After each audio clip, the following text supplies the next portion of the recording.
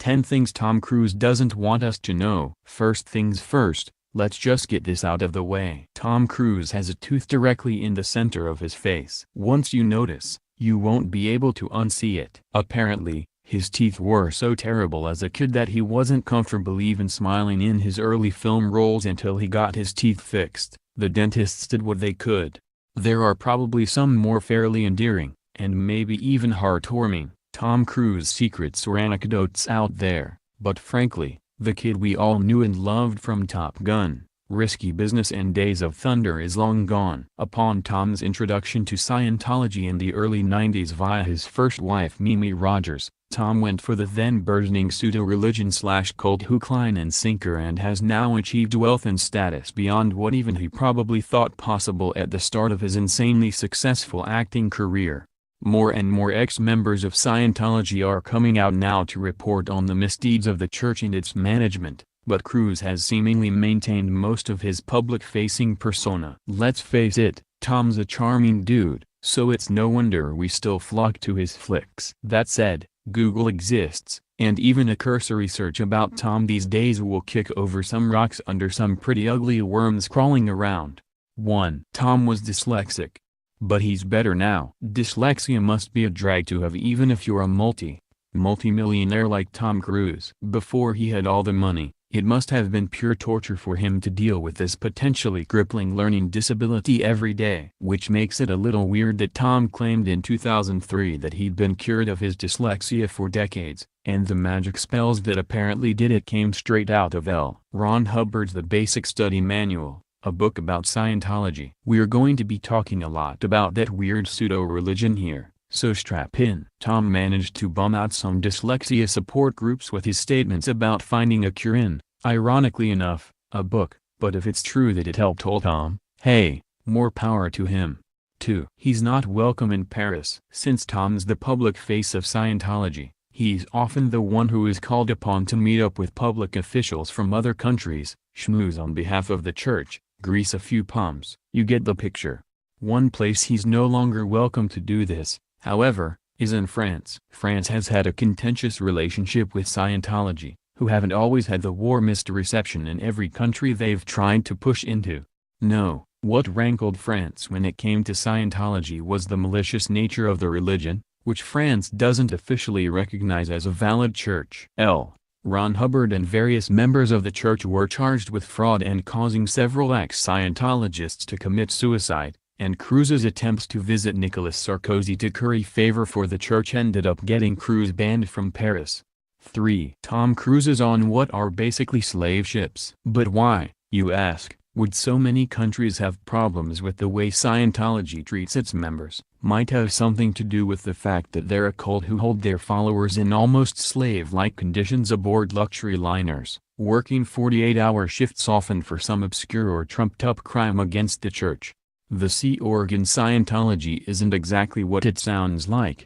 When Ron and his followers were finding it hard to find countries that approved of their religion, they took to the sea, as they'd be harder to track. What that means for the actual Scientologists is murky, as the Sea Org is more of a concept than an actual legal organization, naval or otherwise.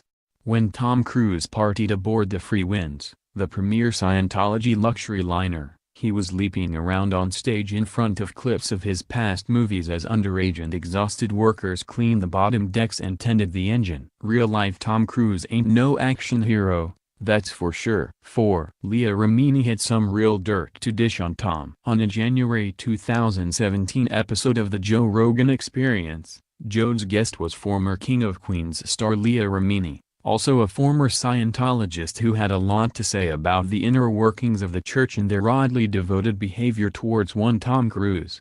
According to Remini, Cruise has almost godlike power within the religion, and an army of dedicated manservants who cater to his every whim. What Tom has given up in his life as a celebrity in face of an alternative church, he's certainly gained back in having the privilege of having all of his whims catered to.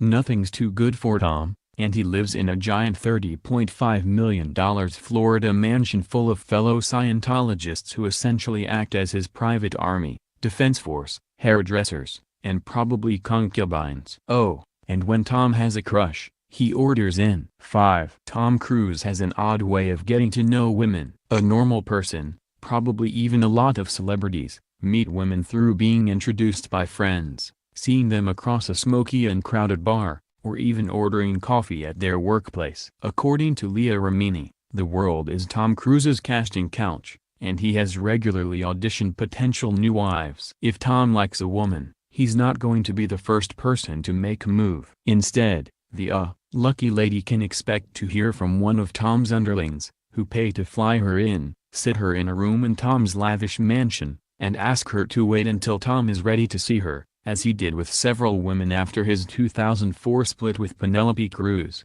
Tom then enters like a golden god, one can presume, and usually, according to Remini's accounts, says nothing, just appraising the woman from a distance before deciding whether or not she meets his standards. We're still waiting to hear if he inspects her teeth on the first date. 6. Tom is absolutely terrifying to work for. In Leah Remini's book, she details how impressed she was upon first meeting Tom, but upon seeing how he treated those around him, how quickly her opinion of him quickly soured.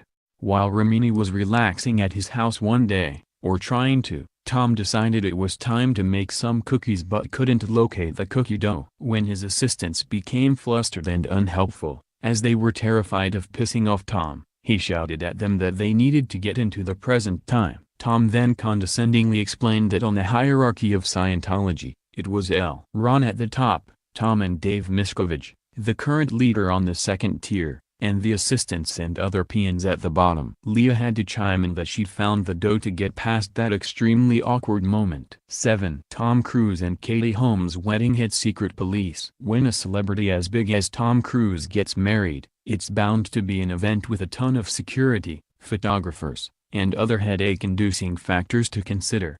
Tom's marriage to Katie Holmes was a big deal, therefore it was essential that stars like Jennifer Lopez and Mark Anthony show up and be seen. It was the other guests that made the wedding a whole lot less pleasant though, as the Church of Scientology considered the wedding official church business, and as such dispatched several high-ranking members to monitor the other Scientologists in attendance. As a member of the church, what you say publicly is heavily monitored to ensure that the public doesn't ever get a whiff of what they're actually up to, and this is exponentially true for any celebrity that isn't Tom. Leah Remini said after the wedding that she was subjected to an audit after Holmes and other members of the church delivered knowledge reports about Remini's supposed bad behavior, such as hanging out with J.Lo too much. 1984. Anybody? 8. Tom has turned the foster kids against Nicole Kidman. Nicole Kidman and Tom Cruise's marriage was fraught with difficulty simply from the fact that Nicole never fully bought into Scientology. This was going to be a bone of contention from the start, seeing as how Tom is now essentially the Jesus to Ron's God as far as the church is concerned. Nicole and Tom's adopted kids Isabella and Connor chose to stay with Tom after the couple filed for divorce. But unsurprisingly they had to totally buy into Scientology to stay in his good graces. Neither adopted kid is allowed to talk to Nicole anymore, as now that she's separated from Tom she's been designated an SP, or suppressive person,